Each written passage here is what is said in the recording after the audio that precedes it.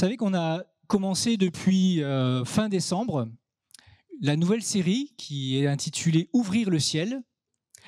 Et pour ceux qui ont assisté à tous les éléments de cette série, c'était dense. Il y avait beaucoup de choses. Et on s'est dit en équipe de direction, peut-être c'est le bon moment pour faire une petite pause et prendre le temps du recul, prendre le temps de digérer tout ça. Le but d'un message, c'est pas d'augmenter nos connaissances. C'est pas juste de devenir plus savant, même des choses spirituelles. Le but d'un message et le but que nous poursuivons en prêchant, en apportant la parole à clé, c'est que nos vies soient transformées. C'est Jacques, en Jacques 1, qui dit « mais il n'y a rien de pire finalement pour quelqu'un de venir à la parole, de se regarder comme dans un miroir, et puis après, il s'en va et il oublie ce qu'il a vu. » Et il dit un peu plus loin, la parole de la liberté. Cette parole qui rend libre. Cette parole qui est capable, qui a le pouvoir, la puissance de transformer nos vies. Et c'est vraiment ça qu'on veut vivre avec cette série « Ouvrir le ciel ». Les séries peuvent passer, etc. Mais qu'est-ce qui est transformé dans ma vie? Qu'est-ce qui a été transformé? Qu'est-ce qui s'est déclenché comme processus depuis fin décembre dans vos cœurs et dans le cœur de notre Église? C'est vraiment là-dessus qu'on voudrait s'arrêter ce matin. Prendre le temps, la pause, d'écouter Dieu ensemble.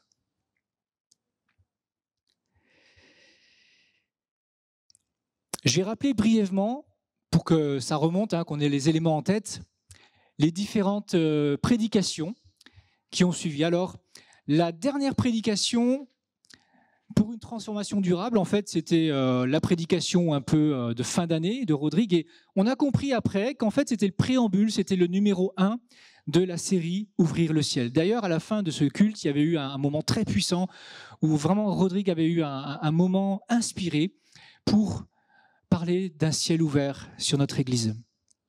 Et le titre pour une transformation durable, en fait, c'était « Comment changer ?» Comment changer des mauvaises habitudes.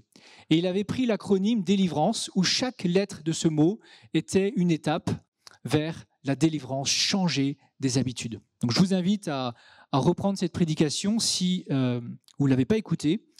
Elle était vraiment très très puissante. Après, on a eu une prédication sur la repentance. La repentance ouvre le ciel. J'ai noté juste 3 petites phrases que Rodrigue avait prononcées à ce moment-là. La transformation commence dans nos pensées. Tout commence dans nos pensées. Ce ne sont pas nos larmes que Dieu demande, mais notre changement. Ce n'est pas le remords. Ce n'est pas juste être désolé. C'est quelque chose de profond qui nous amène à vouloir changer et à demander à Dieu son aide et à le faire. Et puis, Rodrigue avait partagé une image qui a beaucoup frappé, l'image d'une porte poncée. Il y avait plusieurs couches de vernis et Rodrigue a partagé combien il avait souffert. Il avait usé beaucoup de persévérance pour poncer chaque couche avant de remettre une autre couche. Et ça, c'est un peu le phénomène de repentance où Dieu a besoin de travailler plusieurs fois dans nos cœurs pour vraiment aller en profondeur et faire une repentance qui produit un vrai changement. Et puis, il y avait la faim et la soif qui produit un changement. La faim et la soif ouvrent le ciel. Vous savez, il y a une loi dans l'esprit qui n'est pas la même qu'une loi dans le corps humain. C'est que plus je mange en esprit, plus j'ai faim. Et c'est ça, une des choses puissantes, c'est que d'avoir faim des choses de l'esprit déclenche, augmente une faim. Et c'est comme une boucle qui ne finit pas. Steve nous avait parlé de la foi en nous encourageant de ne pas attendre infiniment les feux verts, mais plutôt d'y aller, puisque le ciel est ouvert, et de regarder plutôt les feux rouges. Et puis, j'ai moi-même partagé sur le sacrifice, le fait que Jésus-Christ a ouvert le ciel pour nous, et qu'en fait, le ciel est ouvert auprès de Jésus-Christ. Et c'est quand nous sommes en Jésus que nous vivons pleinement, que nous pouvons vivre le ciel ouvert. Et ce qui se passe, c'est que la meilleure manière d'être en Jésus, la meilleure manière, c'est de le suivre jusque dans sa mort pour vivre sa résurrection. Et là, ça nous parle de notre sacrifice. Le sacrifice en tant que chrétien n'a de sens que quand il est inscrit dans le sacrifice de Jésus. Et puis, dimanche dernier, Rodrigue nous a parlé d'intimité. L'intimité ouvre le ciel. Et un peu, aujourd'hui, ce matin, c'est un peu dans ce prolongement qu'on va se placer. L'intimité. Dieu veut te connaître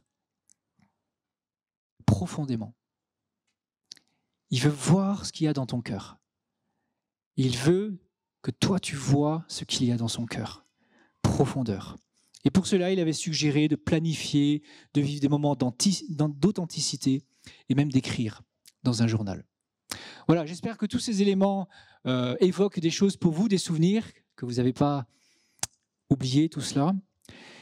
Et je voudrais maintenant prendre 5 minutes pour vous présenter en 3 petits tableaux, écoutez ce que nous dit le Saint-Esprit. Écouter Dieu, entendre la voix de Dieu. Voilà, sur ce thème, je voudrais dresser 3 petits tableaux, 3 passages bibliques en 5 minutes. La slide suivante, s'il te plaît. Alors, il y a des mots bizarres en haut, mais j'ai trouvé ça bien pour introduire. C'est écrit en hébreu, Shema Israël. Et vous savez, Dieu prie. Il n'y a pas que les chrétiens qui prient. Dieu prie aussi. Il prie son peuple. Et Shema Israël, c'est un peu la prière de Dieu qui est récurrente dans l'Ancien Testament, qui est reprise même de manière poignante par les prophètes et qui veut dire « Écoute mon peuple, écoute-moi, écoute-moi ». Avant même de te lancer dans des actes, dans les choses et de m'obéir, écoute ma voix. Shema Israël. Alors le premier tableau que je vous propose, c'est dans l'Apocalypse, la lettre aux 7 églises. Il y a une révélation de Jésus-Christ à l'apôtre Jean. Et là, Jésus vient et puis donne des paroles à 7 églises qui représentent finalement l'Église universelle, l'Église dans tous les temps, sur tous les continents, nous. Et dans ces lettres, il y a à la fin quelque chose qui revient tout le temps, c'est que celui qui a des oreilles entende ce que l'Esprit dit aux églises. Que ceux qui ont des oreilles. Et vous savez, quand nous naissons de nouveau, quand nous devenons chrétiens, nous avons la capacité de voir le royaume de Dieu, mais nous avons aussi la capacité d'entendre la voix de Dieu. C'est une capacité que Dieu donne à chacun de ses enfants. Et nous avons ce matin une capacité qui vient de Dieu d'entendre la voix de Jésus. Et pourquoi Jésus dit cela à ses églises, à chaque fois, que ceux qui ont des oreilles entendent ce que l'Esprit dit aux églises? Pas pour nous reprendre, pas pour nous garder dans le droit chemin. Il le dit, et là aussi il y a un mot qui revient à chaque fois, pour que nous soyons vainqueurs, pour que nous partagions cette victoire que Jésus-Christ a acquise. Donc en fait, si Dieu veut que nous écoutions sa voix, c'est pour que nous entrions dans sa victoire. Et vous savez, en Apocalypse, Jésus est présenté comme celui qui revient. Il est victorieux, il a triomphé à la croix et il revient. Et il revient victorieux. Et il revient amener une victoire sur la terre. La victoire du ciel sur la terre. La victoire de la volonté de Dieu sur la terre auprès des hommes. De ce qu'il y a dans le cœur de Dieu. Et cette victoire, l'Église la reçoit, la vit et la partage.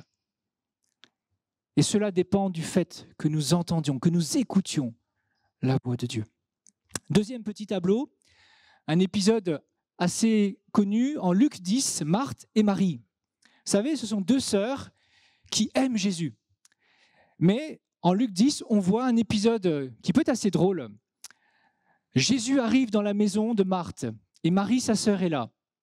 Marthe s'affaire et va organiser tout le service de la maison pour bien accueillir Jésus. Vous imaginez, Jésus vient à la maison. Il faut quand même faire quelque chose. Et puis là, Marie, au lieu d'aider sa sœur, elle se met aux pieds de Jésus et elle l'écoute. Elle écoute sa parole. Et là, Marthe le vit mal. Parce qu'elle s'inquiète, elle s'agite, elle se soucie de bien accueillir Jésus. Et puis, sa sœur est là, elle ne fait rien. Elle écoute Jésus. Et dans ce passage, c'est très fort parce que là, Marthe vient et ose faire un reproche, tellement elle est amère de cette situation, elle ose faire un reproche à Jésus, dit « Mais ça ne te gêne pas que ma sœur ne fasse rien et ne m'aide pas ?»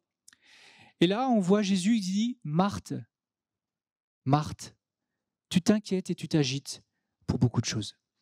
Mais Marie a choisi la bonne part. Et ce qui est beau dans ce texte, qui m'a frappé, c'est que Jésus répète 2 fois le prénom Marthe, comme pour dire « Marthe, arrête-toi. Marthe, regarde-moi. Marthe, écoute-moi. » En fait, il capte l'attention, il cherche l'attention parce que Marthe, elle sert Jésus, mais elle court à droite, à gauche. Elle ne prend jamais le temps de s'arrêter. Comme nous, c'est souvent. Dans nos vies si rythmées, on ne prend pas finalement le temps de s'arrêter pour écouter ce que Jésus veut faire. Et le piège, c'est qu'on sert Jésus. On court et on sert Jésus. Et on ne prend pas le temps de s'arrêter. Dernier petit tableau. Élie, le prophète Élie dans l'Ancien Testament, et le doux murmure. Et là, on a l'histoire d'un homme qui a servi puissamment Dieu, et puis il vit un moment de profonde... Il vit un moment de profonde déprime, un moment de crise. Et on peut vivre ça, nous, des moments de crise, des moments où finalement avec Dieu, on a comme déraillé et puis ça ne va plus. Et là, Élie, instinctivement, il va chercher Dieu dans le mont Horeb, là où Moïse s'était révélé à lui, là où Dieu s'était révélé à Moïse. Et là, Élie va dans le mont Horeb, mais il n'a même pas la force d'aller jusqu'au mont Horeb. Il est là dans le désert et puis il dit « Oh Dieu, j'en ai marre, prends-moi, je veux mourir ici ». Le mont Horeb, c'est une image pour le lieu secret. C'est une image pour ce lieu d'intimité où Dieu nous appelle pour parler à notre cœur. Et là, ce qui est intéressant, c'est qu'Élie n'a même pas la force d'y aller. Et Dieu envoie un ange par 2 fois pour le réveiller, pour lui donner des gâteaux et une cruche d'eau, pour lui donner la force d'aller jusqu'au lieu secret. Et là, je voudrais vraiment m'adresser à toutes les personnes parmi nous ce matin qui peut-être vous êtes fatigués, peut-être vous êtes traînés à l'église ce matin et vous n'aviez pas envie. Et peut-être vous êtes là et vous n'avez pas envie de rester. Mais pourtant, vous y êtes parce que Dieu vous aide. Et ce que je voudrais vous dire, c'est Dieu vous aime. Et si vous êtes là, c'est aussi parce qu'il vous aide à venir. Il vous aide à être constant et il veut parler à votre cœur. Et dans cette belle histoire d'Élie, il y a Dieu qui passe devant lui et puis il y a d'abord un ouragan qui passe et c'est décrit, Dieu n'était pas dans l'ouragan. Et puis il y a un tremblement de terre et c'est dit, Dieu n'était pas dans le tremblement de terre. Et puis il y a encore un feu dévorant et Dieu n'est toujours pas là. Mais à un moment, il y a un vent tout doux, subtil, qui passe. Et là, Dieu est présent dans ce vent, tout doux, subtil. Et ça nous parle de quand Dieu vient, tout est doux, subtil, paisible, tranquille. Parce que Dieu vient parler au profond de nous-mêmes. Et Dieu est capable de le faire. Alors, je vous laisse méditer chez vous ces 3 petits tableaux qui nous invitent à prendre le temps de nous arrêter. Même dans les bonnes choses qu'on fait pour Dieu, prendre le temps de nous arrêter et de vraiment faire pause et d'écouter sa voix. Et nous en avons la capacité parce que nous sommes enfants de Dieu.